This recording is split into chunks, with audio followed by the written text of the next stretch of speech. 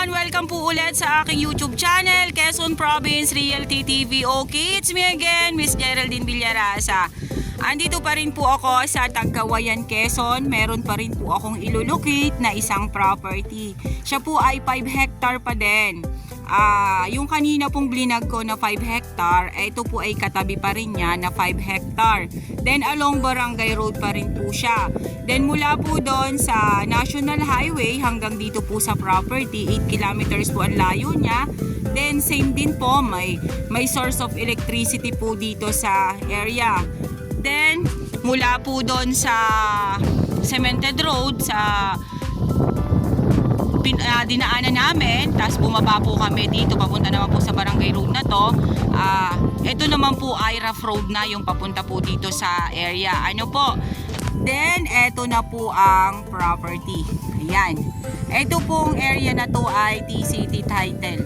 May palayan pa rin po siya. Siguro po ay nasa kulang-kulang kalahating hektarya itong palayan na to.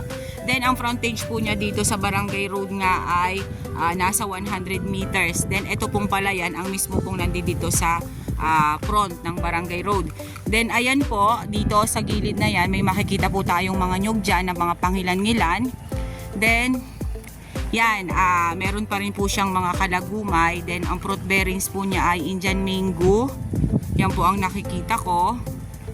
Then may mga bamboo po dun sa side na yon, and mga bago pong tanim na nyog. Ayan, ngayon po ay nag-uumpisa na po sila ng pagpapalayan dito or pagtatanim ng palay. May tubig na po ang palayan dito ngayon. Ang kagandahan po nga nito, dahil kanina 'di ba nakita po ninyo may irrigation po dun sa gilid. Dito din po ang takbo nung parang irrigation na yun na nanggagaling po sa sapa. Sa hardwood naman po, ayan, mga batino po ang nandiyan sa side na yan. Then flatland pa rin po yung area dun sa kabila. Ano po? Yan, may mga kalagumay din po dito sa property. Ang kagandahan po nito kasi pagbaba po ninyo ng sasakyan nyo, ito na pong property na to ang madadatnan nyo. Same din po pala siya, meron din po siyang running water na sapa dito sa loob ng property. Ayan po oh. Then ayan, may palayan pa rin po dito na hindi na po nila ginalaw, hindi na po nila trinabaho. Then ayan po, may mga langka po dun sa side na yan, at saka Indian mango at mahogany ang nakikita ko dyan sa side na yan. Palayan pa rin po pala itong side na to oh. Itong kabilang to. Pero itong palayan na to ay tinaniman last na pagtatanim ng palay. Ayan po siya. Ang kagandahan po ng property din na to ay TCT title. Then maayos po ang titulo niya. Ayan, may langka po dito sa kabilang part na to.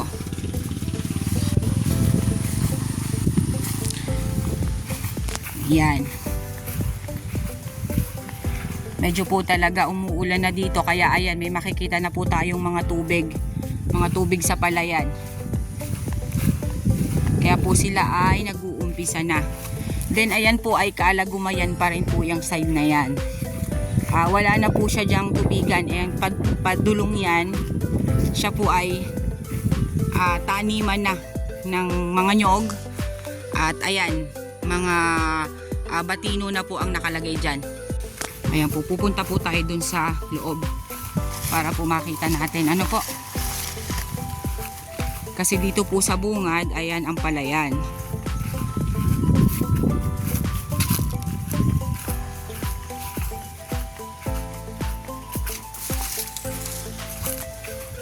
Ayan po siya. Flat na flat din po pala dito sa loob na to oh. Ayan po oh. Then may sapa po sa loob ng property. Then ayan, mga kalagumay pa rin po ang nandito sa loob.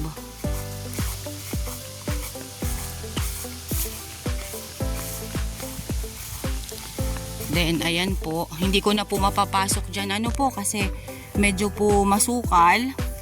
Dito na lang po tayo sa may bandang pabungad. Ayan po yung sapa dito sa loob ng area. Ayan po siya, running water po siya. Then ito po, mga kawayan. Ayan po siya oh. Mga kalagumay po itong naiikutan ng aking camera.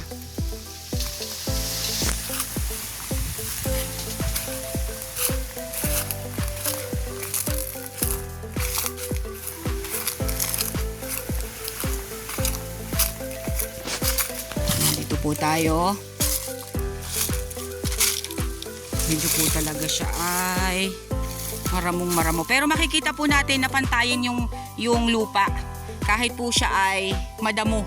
Pag ito po nalinisan, makikita po natin yung hugis ng lupa talaga niya.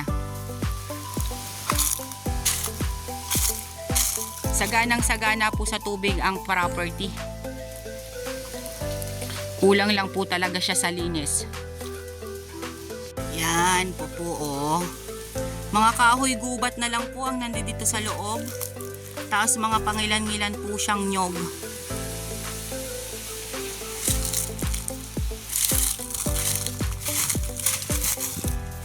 Kailangan po nating ikutin kasi ito ang trabaho ni Miss Geraldine. Kahit po sagting ang init, pero ayan, medyo po parang uulan. Baka po abutan kami ng ulan. Sobrang init po kanina nung pagbablog ko ng ilang area, tapos aabutan ng ulan ko po, Geraldine. Pero okay lang po yan. Yakang-yaka po basta't makabenta. Ayan po siya. Ayan po ang sapa. Napakarami pong sapa nitong property. Hindi naman po ako makatawid doon sa kabila. Kasi mababasa ang aking mga paa. Ayan po siya oh. Flat na flat po dyan oh. Tatry po natin. Try po nating bumaba para mapuntahan po natin yung flat area. Uy, lulubog tayo. Ayan, hindi ko na po siya pupuntahan dun. Ano po, kasi lulubog po ang aking paa. Medyo po malambot yung aapakan. Then, sapa po yung aking malulubluban. Medyo po pagod na po yung paa ko, ngalay na po kaya baka po ako'y mapasma. Dito na lang po ako sa may gilid na to. Ayan, kitang-kita naman po natin. Ako na po mismo magsasabi sa inyo. Flat po itong area na to. Yan pong naiikutan na yan ng aking camera. Flat na flat po yan. Hanggang dun po yan sa dulo. Basta po ito ay wala pong kabundok-bundok. Lahat po siya ay flat land. Okay po, babalik na po tayo dun sa kalsada. At medyo po umaano na ang ulanin. Medyo po nagpaparamdam na. Ang inyo pong lingkod ay malayo pa ang uuwian.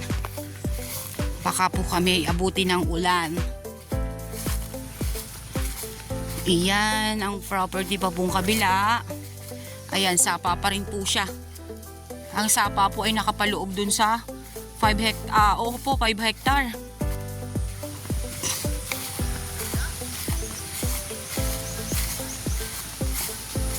Dito po talaga sa Tagkawayan, saganang-sagana po dito sa mga sapa ang property. Halos lahat po ng mga nabablog ko may sapa sa loob, may boundaries na ilog. Yun po karamihan.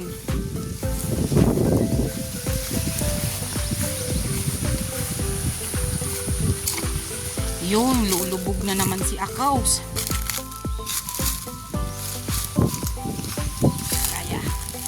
Ouch! Yan pa po ang sapa.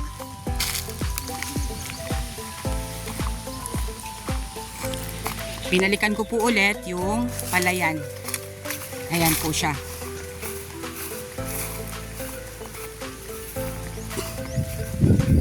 Ang ganda pong pagmasdan dito oh.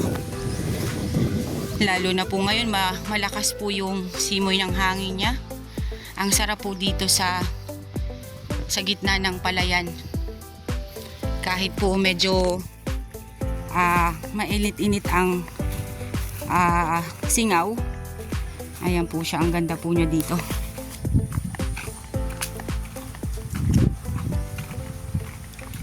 Ayan, ito po yung flat. Ayan po yung flat. Dito po magandang magbahay. Dito po sa side na to. Dito po sa may mga mangga na to. Wow, ang ganda po dito oh. Oh. Plat na plat po ang area dito. Plat na plat po ang kaparangan. Ang ganda po nitong pagtaniman ng mga gulay. Yan. Mga ampalaya, talong. Yun po ang maganda dito pag nagsa-summer.